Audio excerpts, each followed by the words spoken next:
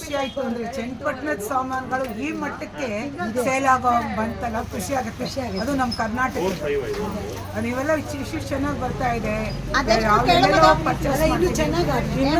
ಇದು ಫಾರಿನ್ಗೆಲ್ಲ ಹೋಗ್ತಾ ಇದೆ ಅಲ್ವಾ? ಎಷ್ಟು ಚೆನ್ನಾಗಿದೆ, ಎಷ್ಟು ಸಂತೋಷ. ತುಂಬಾ ಚೆನ್ನಾಗಿದೆ, ತುಂಬಾ ವೆರಿ ಹ್ಯಾಪಿ.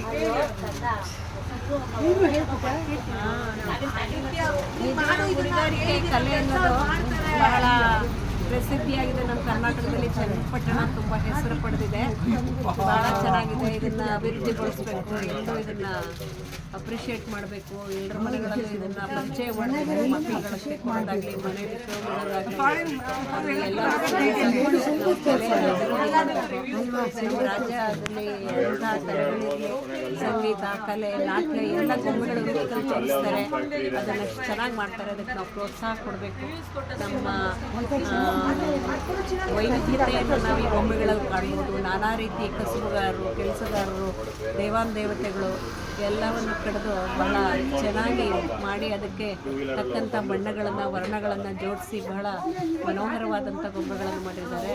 ನಿಜವಾಗೂ ಚನ್ನಪಟ್ಟಣ ಗೊಂಬೆಗಳಿಗೆ ಹೆಸರುವಾಸಿಯಾಗಿದೆ.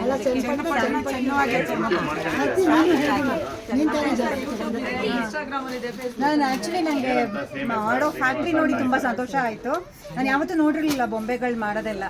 ಸೊ ತುಂಬ ಚೆನ್ನಾಗಿ ಅನಿಸ್ತು. ಐ ಮೀನ್ ನಾವು ಮುಂಚೆ ಎಲ್ಲ ಬರೀ ಕೊಂಡ್ಕೋತಾ ಇದ್ವಿ ಎಲ್ಲೋ ಮಾರ್ಕೆಟಲ್ಲಿ.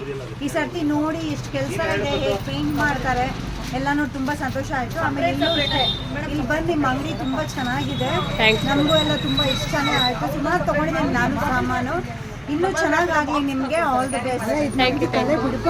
ಆಮೇಲೆ ಇನ್ನೊಂದು ನೀವು ತಗೊಂಡ್ಬಂದು ಬೆಂಗಳೂರಲ್ಲೆಲ್ಲ ಚೆನ್ನಾಗಿ ಎಲ್ಲ ಸೇಲ್ ಮಾಡೋಕೆ ಶುರು ಮಾಡಿದ್ರೆ ಫಸ್ಟ್ ನಮ್ಮ ಕರ್ನಾಟಕದ ಸೇಲ್ ಆಗಲಿ, ನಮ್ಮ ಚೆನ್ನಾಗಿ ಮುಂದೆ ಬರಲಿ.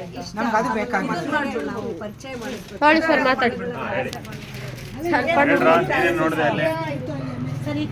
ನಾವಲ್ಲಿ ಮಹೇಶ್ ಅವರು ಗೊಂಬೆಗಳು ಮಾಡೋದೆಲ್ಲ ನೋಡಿದ್ವು, ತುಂಬ ಚೆನ್ನಾಗಿ ಮಾಡಿದ್ರು. ಮತ್ತು ಕಲರ್ ಹಾಕೋದು ಮಕ್ಕಳಿಗೆ ಇದು ಯಾವುದೇ ಕಾರ್ಸಿನೋಜನ್ ಇರಲ್ಲ, ಸೇಫ್ ಇರುತ್ತೆ ಕಲರ್.